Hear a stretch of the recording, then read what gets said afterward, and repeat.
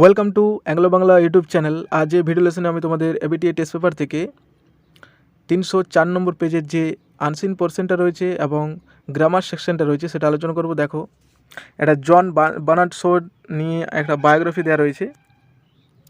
George Bernard Shaw was born on 26 July 1856। তো 26শে জুলাই 1856 সালে George Bernard show তিনি জন্মগ্রহণ করেছিলেন। He was one of the greatest Irishman who had become famous in English literature. তিনি এক Irishman মানে কি, যারা আয়ারল্যান্ডে বাস করে, তো আয়ারল্যান্ডের একমাত্র বিখ্যাত তিনি ছিলেন, খুবই প্রচলিত ছিলেন। কিসের জন্য? হু হ্যাড বিকাম ফেমাস, তিনি বিখ্যাত ও প্রচলিত ছিলেন ইন ইংলিশ লিটারেচার, তার ইংরেজি সাহিত্যের জন্য। As for his place he stood second only to Shakespeare.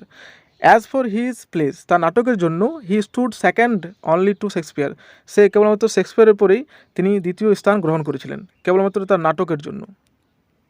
Bernard Shaw had his schooling in Dublin until he was 15। যতক্ষণ না তিনি 15তে পৌঁছান ততক্ষণ তো তিনি তার স্কুল ডাবলিনে তিনি করেছিলেন, বা স্কুল চর্চা তিনি ডাবলিনে করেছিলেন। হি দেন বিকেম আ ক্লার্ক, তারপর তিনি একটা ক্লার্ক হন, মানে কেরানি হন। অ্যান্ড দেন আ কেশিয়ার, তারপর তিনি একটা কেশিয়ার হন। কোথাকার? In a land agents office, একটা ল্যান্ড এজেন্টস অফিসে তিনি একটা কোষাধ্যক্ষ হন।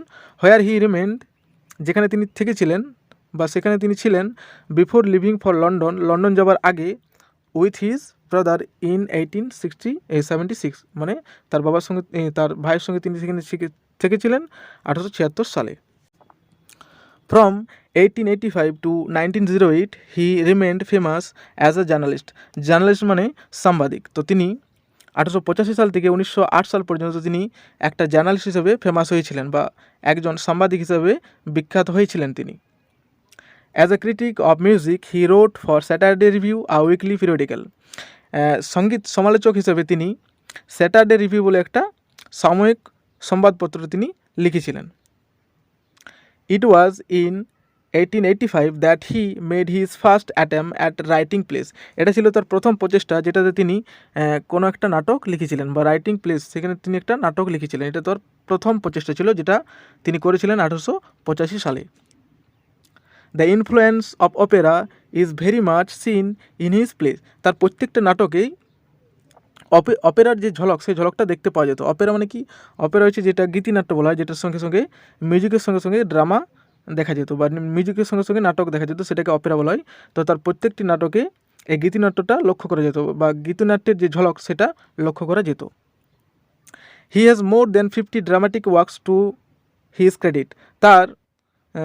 তার মোর দেন 50, তার 50টারও বেশি ড্রামাটিক কাজ করা রয়েছে, বা গল্পে কাজ করা রয়েছে, এই নাটকে কাজ করা রয়েছে। ফেমাস অ্যামাং দেম আর, তার মধ্যে কতগুলি ফেমাস হলো, যেমন Mrs Warren profession, arms and the man, Pygmalion, and man and Superman, and Saint John. তার মধ্যে এই যে 50টি কাজ, এই 50টি নাটকের মধ্যে তার কতগুলি বিখ্যাত নাটক হলো কি? যেমন Mrs Warren profession, arms and the man, Pygmalion, man and Superman, and Saint John, এগুলি তার বিখ্যাত ছিল। By 1905 Shaw became the most famous living playwright. Living playwright কাকে বলা হয়? জীবন্ত নাট্যকার, তাকে বলা হয় লিভিং প্লেরাইট। তো 1905 সালে তিনি একটা বিখ্যাত জীবন্ত নাট্যকার হিসেবে তিনি বিখ্যাত হয়েছিলেন, বা তিনি জীবন্ত নাট্যকার হিসেবে তিনি 1905 সালে খুবই বিখ্যাত হয়েছিলেন।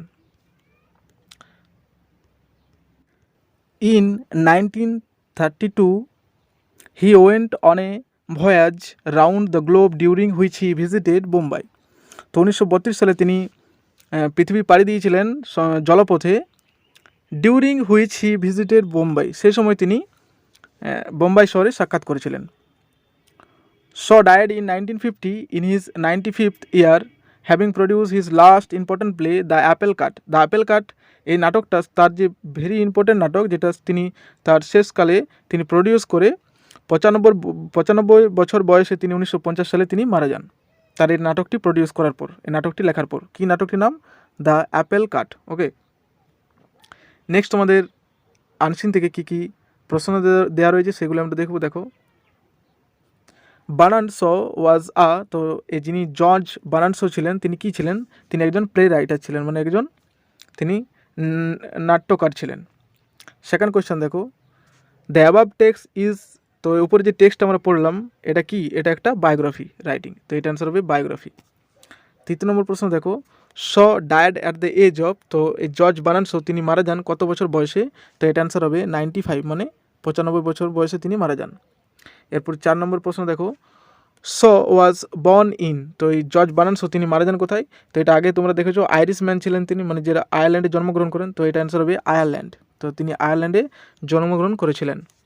5 নম্বর দেখো, Shaw remained famous as a journalist, একজন জার্নালিস্ট হিসেবে তিনি ফেমাস হয়েছিলেন বা বিখ্যাত হয়েছিলেন কত সাল থেকে কত সাল পর্যন্ত, এটা অ্যান্সার হবে ফ্রম 1885 টু 1908, 1885 সাল থেকে 1908 সাল পর্যন্ত তিনি ফেমাস হয়েছিলেন একজন জার্নালিস্ট হিসাবে, সাংবাদিক হিসাবে। শেষ কোয়েশ্চেন দেখো, the only Indian city Shaw visited was, একমাত্র যেটা ভারতীয় শহর ছিল যেটা জর্জ বার্নার্স তিনি 1932 সালে ভিজিটেড করেছিলেন বা সাক্ষাৎ করেছিলেন, সেটা কী ছিল, সেটা ছিল বোম্বাই শহর। ওকে, নেক্সট কোয়েশ্চেন দেখো, বলা রয়েছে write what happened in the life of George Bernards in column B, write in complete sentence, তো জর্জ বার্নার্সের জীবনে কী কী ঘটেছিল সেটা কলাম্বিয়া তোমাদেরকে লিখতে হয়েছে এয়ার ওয়াইজ, মানে 1876 সালে তিনি কী করেছিলেন সেটা এখানে লিখতে বলা হয়েছে, 1932 সালে তিনি কী করেছিলেন সেটা এখানে লিখতে বলা হয়েছে। তো দেখো এটা করেছি আমি, এটা অ্যান্সার হবে দেখো প্রথম একটা, 1876 সালে তিনি কী করেছেন, he became a clerk and then a cashier in a land agents office where he remained with his brother before leaving for London, তো তিনি 1876 সালে তিনি কী হয়েছেন, হি বিকেম আ ক্লার্ক, তিনি একজন কেরানি হয়েছিলেন, and then a cashier in a land agents office, তিনি এই যে একটা ল্যান্ড এজেন্টস অফিস রয়েছে সেখানে তিনি কোষাধ্যক্ষ হয়েছিলেন, হোয়ার যেখানে তিনি কী করেছিলেন, হি রিমেন্ড উইথ হিজ ব্রাদার, যেখানে তিনি তার ভাইয়ের সঙ্গে ছিলেন, before leaving for London, London যাওয়ার আগে পর্যন্ত। সেকেন্ড দেখো, সেকেন্ড তোমার দেওয়া রয়েছে 1932 সাল, 1932, তো তিনি 1932 কী করেছিলেন দেখো, in 1932 he went on a voyage round the globe during which he visited Bombay, তো তিনি একটা সমুদ্রে জলপথে তিনি একটা পৃথিবী পাড়ি দিয়েছিলেন 1932 সালে, সেই সময় তিনি ভারতের যে একটা শহর রয়েছে বোম্বাই সেখানে তিনি সাক্ষাৎ করেছিলেন 1932 সালে। 1885 সালে তিনি কী করেছিলেন, 1885 দেখো, from 1885 to 1908 he remained famous as a journalist, তো তিনি একদিন 1885 থেকে 1908 সাল পর্যন্ত তিনি একজন সাংবাদিক হিসেবে খুবই প্রচলিত ছিলেন বা বিখ্যাত হয়ে ছিলেন তিনি। এবং অ্যাট লাস্ট তোমাদের 1950 কী দেওয়া রয়েছে দেখো, 1950 তিনি কী হয়েছিলেন, জর্জ বার্নার্স ওয়াজ এ শ ডায়েড, মানে জর্জ বার্নার্স তিনি কী হয়েছিলেন, মারা গিয়েছিলেন 1950 সালে। নেক্সট তোমাদের দেওয়া রয়েছে complete the following sentences meaningfully with information from the passage above, মানে উপরে যে প্যাসেজটা দেওয়া রয়েছে প্যাসেজটা, এই আনসিন প্যাসেজটা পড়ে তোমার যে সেন্টেন্সগুলি দেওয়া রয়েছে সেটাকে মিনিংফুলি তোমাদেরকে এই টেক্সট থেকে ইনফরমেশনটা নিয়ে সেখানে লিখতে বলা হয়েছে। দেখো প্রথমে আছে দেখো স্যাটারডে রিভিউ, তো স্যাটারডে রিভিউ বলে একটা কী ছিল, এটা ছিল ইজ আ উইকলি পিরিয়ডিক্যাল, মানে একটা সাপ্তাহিক সাময়িক পত্রিকা ছিল স্যাটারডে রিভিউ। দ্বিতীয় নম্বর দেখো হিজ ফেমাস প্লে ইনক্লুড, তো তার যে বিখ্যাত নাটকগুলি ছিল তার মধ্যে কী ছিল, যেমন মিসেস ওয়ারেন্স প্রফেশনস ছিল, আর্মস অ্যান্ড দ্য ম্যান ছিল, প্যাগমেলিয়ন ছিল, ম্যান অ্যান্ড সুপারম্যান ছিল, অ্যান্ড সেন্ট জন ছিল।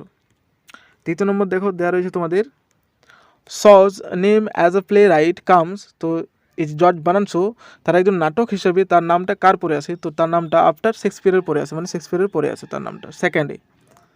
চতুর্থ দেখো the influence of Opera is evident in his play, evident মানে কি, এভিডেন্ট মানে প্রমাণ, তো তার যে নাটকগুলি ছিল সেই নাটকগুলির প্রমাণ কী ছিল, তো নাটকগুলির একটাই প্রমাণ ছিল যে তার প্রত্যেকটি নাটকে তার অপেরার ইনফ্লুয়েন্স ছিল, অপেরা মানে গীতিনাট্যের ইনফ্লুয়েন্স মানে প্রভাবিত ছিল, মানে গীতিনাট্যের প্রভাবিত ছিল। ঠিক আছে, 5 নম্বর দেখো শ বিকেম ফেমাস ইন 1905, তো এটা তোমরা বলার দরকার নেই, শ কত সালে ফেমাস হয়েছিল, 1905 সালে। 6 নম্বর দেওয়া রয়েছে his plays were very much influenced by opera, তো তার প্রত্যেকটি নাটকে অপেরার ঝলক ছিল বা গীতিনাট্যের ঝলক ছিল। এরপরে রয়েছে তোমাদের গ্রামার অ্যান্ড ভোকাবুলারি, দেখো প্রথমে তোমাদের অ্যাপ্রোপ্রিয়েট আর্টিকেল এবং প্রেপোজিশন বসিয়ে তোমাদেরকে এটা পূরণ করতে বলা হয়েছে। দেখো after my return from school I went to my mother to ask for food, after my return মানে আমার ফিরে আসার পর, ফ্রম স্কুল থেকে, I went to my mother আমি মায়ের কাছে গেলাম, টু আস্ক জিজ্ঞেস করতে, ফর ফুড মানে খাবার জন্য। তো প্রথম অ্যান্সার হবে আফটার, সেকেন্ড হবে টু এবং তৃতীয়টা হবে ফর। ডু অ্যাজ ডাইরেক্টেড দেখো দেওয়া রয়েছে তোমাদের কমপ্লেক্স সেন্টেন্স করতে বলা হয়েছে, study hard or you will fail. তো এটা অ্যান্সার হবে তোমাদের if you do not study hard you will fail. Second দেখো none knows how old she is, turn into simple sentence, মানে এটা তোমাদের সিম্পল সেন্টেন্সে করতে বলা হয়েছে। তো এটা অ্যান্সার হবে no one knows her age. Third one দেওয়া রয়েছে তোমাদের it is our duty to stand by farmers, এটা আমাদের কর্তব্য যে আমাদের কৃষকের পাশে দাঁড়াতে হবে। তো রিরাইট ইউজিং শুড, এটাকে আবার আবার পুনরায় লিখতে হবে শুড, এই শুড যে মডেলটা রয়েছে সেটা ব্যবহার করে। তো এটা অ্যান্সার হবে we should stand by farmers, সঠিক অ্যান্সার। এরপরে তোমাদের রয়েছে phrasal verb. Over exercise can affects one's health, তো অ্যাফেক্টস মানে ক্ষতি করা, তো এটা তো তোমাদের V1 ফর্মে দেওয়া রয়েছে, ভার্বের ফার্স্ট ফর্ম দেওয়া রয়েছে, তো এটা অ্যান্সার হবে টেল আপন। সেকেন্ড দেখো মেনটেন, মেনটেন মানে বজায় রাখা, তো এটাও তোমাদের কিপ আপ, এটাও তোমাদের V1 ফর্মে দেওয়া রয়েছে। এবং থার্ড ওয়ান দেওয়া রয়েছে তোমাদের রিমেম্বার, রিমেম্বার মানে কি মনে করা, তো এটা হবে কল আপ, কল আপ মানে মনে করা। এরপর দেওয়া রয়েছে দেখো fill in the blanks with the appropriate form of verbs, ভার্বের অ্যাপ্রোপ্রিয়েট ফর্মটা বসিয়ে তোমাদেরকে ব্ল্যাঙ্কসগুলিকে পূর্ণ করতে বলা হয়েছে। Many things lack names and in order to indicate them it is necessary to point, ঠিক আছে, টু এর পরে ইন্ডিকেটে বসে কারণ এটা ইনফিনিটিভ। তো প্রথমে হবে ল্যাক, দ্বিতীয়টা হবে ইন্ডিকেট এবং তৃতীয়টা হবে ইট ইজ। ওকে, 6 নম্বর যেটা খুবই vital, nearest meaning from unseen, unseen থেকে তোমাদের যে 4টি এখানে নিয়ারেস্ট মিনিং দেওয়া থাকে সেগুলোকে তোমাকে লিখতে হয়। এটার জন্য প্রত্যেকটার জন্য তোমাদের 2 নাম্বার করে থাকে, দেখো এটা ভেরি ভেরি ইম্পর্টেন্ট। প্রথম আছে আ মিউজিক্যাল ড্রামা, একটা মিউজিকের সঙ্গে সঙ্গে কোনো কিছু নাটক যদি হয় সেটাকে আমরা কী বলবো, এক কথায় সেটাকে অপেরা বলবো। অপেরা মানে গীতিনাট্য, মানে কি একটা মিউজিক্যাল ড্রামা মানে গানের সঙ্গে সঙ্গে ড্রামা হবে, সেটাকে বলবো অপেরা। দ্বিতীয় নম্বর দেখো a person who acts on behalf of another person or group or একটা কোম্পানি, মানে কোনো একটা পার্সন, কোনো একটা ব্যক্তি যে ইন্ডিভিজুয়ালি কোনো একটা গ্রুপ বা কোনো একটা কোম্পানি বা কোনো একটা মানুষের পক্ষে হয়ে কাজ করে, সেটাকে কী বলা হয়, সেটাকে বলা হয় এজেন্ট। এটা তোমরা আশা করছি সবাই জানো এজেন্ট। তৃতীয় নম্বর দেওয়া রয়েছে উইপেন, উইপেন মানে অস্ত্রশস্ত্র, আর্মস মানে অস্ত্রশস্ত্র।